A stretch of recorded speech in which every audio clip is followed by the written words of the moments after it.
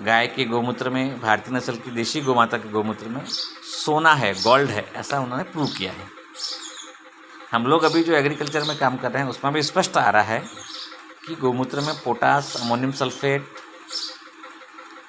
और फुल्विक और रूमिक एसिड प्रचुर मात्रा में है। और हम यही फुल्विक और रूमिक के नाम से बाज़ार से करोड़ लाखों रुपए की दवाई बाज़ार से खरीद के लेके आते हैं। गोमूत्र को अच्छी तरह से कॉन्सेंट्रेट करके उसमें फुल्विक और रूमिक, पोटास, अमोनियम सल्फेट और भी चीज़ें हैं, बहुत सारी चीज़ें हैं उसमें। कार्बन भी है, मैग्नीशियम भी है, कैल्शियम भी है, सारी चीज़ें हैं।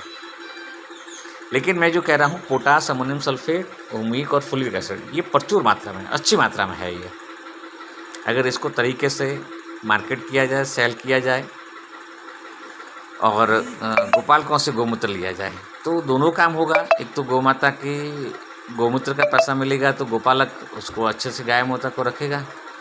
और दूसरा सबसे महत्वपूर्ण चीज़ कि हमारी खेती, हमारी धरती माता को भी गाय का गोमूत्र और गोबर मिलेगा।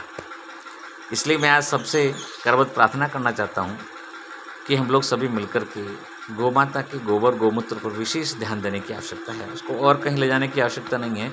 गोबर गोमूत्र को खेती के साथ कैसे समन्वय करके हमारी जैविक खेती, पारंपरिक खेती कैसे हम अधिक मात्रा में करें, इस पर ध्यान देने की आवश्यकता है।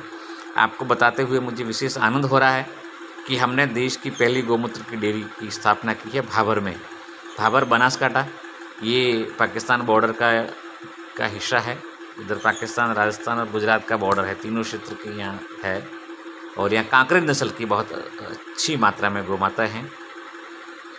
तो आप सबसे मैं प्रार्थना करूँगा कि आप भी हमारी गोमूत्र की डेयरी की विजिट प्रवास कर सकते हैं। किस तरह से और गोमूत्र में बढ़िया अच्छा काम हो सकता है, उसमें भी आगे बढ़ाया जा सकता है।